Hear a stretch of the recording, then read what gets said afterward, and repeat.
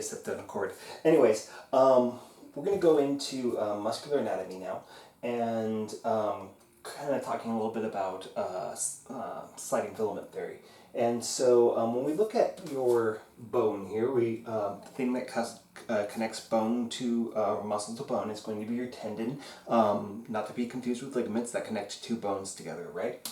And so your tendinous tissue that comes off the bone will become and start to wrap around your muscle and become what's referred to as the epimysium or fascia, which is the binding that goes around the muscle, and it will go around the subsequent smaller groupings of the muscles, right? So the muscle is like this big groups of smaller versions of itself, basically. And so once you're inside the muscle, you have connective tissue that connects the internal fibers closer together, which is going to be your perimysium, and then there's a little bit of space between them that's going to be filled up with endomysium.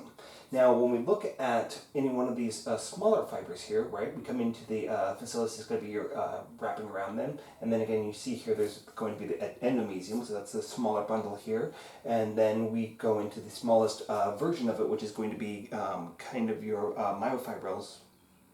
I might have gotten that wrong actually, but it's going to break down into your smallest fibers there. So when we come over to this side, this is kind of where things get a little bit more interesting, and I need to remember to adjust this so that I can walk over there without going off camera. But anyways, this is going to be your sliding filament theory here.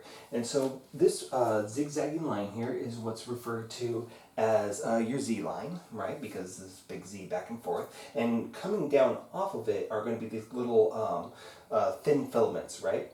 And then between the thin filaments, we have these thicker filaments referred to as myosin. And basically what happens is that you have this little line that comes down here, and we've got this binding around it called actin, right? And so it's this, basically it's twisted around, and this is kind of a helix as well. And so on that we have little calcium deposits all the way down here, which are going to magnetically bring the fibers on your myosin to want to grip onto that, right? And so in order for these, which are going to be your active parts of your muscle, in order for them to move, you need to have ATP in there to fuel that process. So they're going to let go, usually I believe with potassium, and then reconnect with to the calcium and the troponin, which I believe the troponin is actually over here. I forgot to look that up, and it was in the book that I was referencing off of.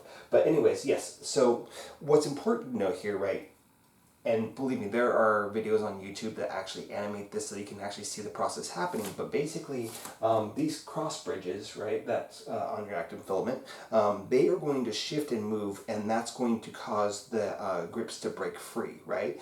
And then you're going to be magnetically attracted to the next grip. And so what happens is that these all these little grippy points here are going to walk up themselves, and then they're going to lock in that position. So your muscles themselves don't actually shorten. What happens is that these Z lines get pulled together by this little chemical and physical process in here. And so, you know, when we do this, in any given point, there's kind of what we refer to as the all or nothing principle, which is that basically anytime your muscle fires, all of it gets fired. It's just a matter of how much muscle actually gets recruited into a movement, right? And so there aren't varying levels of activity here.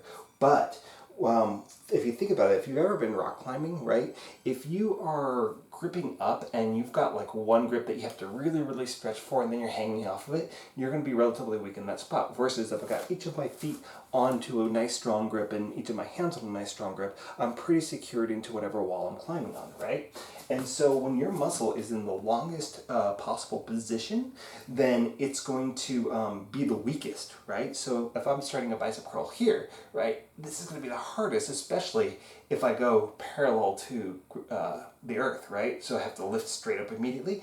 That's going to be much harder. Now it's going to be different down here, and we'll talk about that another time, why that is. But for right now, basically, once the sacroiliac becomes closed, right? You see, but this is as far as I can get my bicep to close. Once it's closed completely, it can't go any further. So basically, we start off in the weakest position and then we work to the strongest. And so one of the ways that we can kind of apply this to our workouts, right, is knowing that, and this I'm going to cover a lot more in detail in a later video, but we can, knowing, like if we're always making it the heaviest, like if I'm doing a bicep curl here, or even if it's with a cable machine or something, and the cable's positioned low, if I'm trying to do that curl in this position, the amount of weight that is loaded into my bicep is going to be have to be lower, because I won't be able to move it in this the fully lengthened position, as well as if I started here,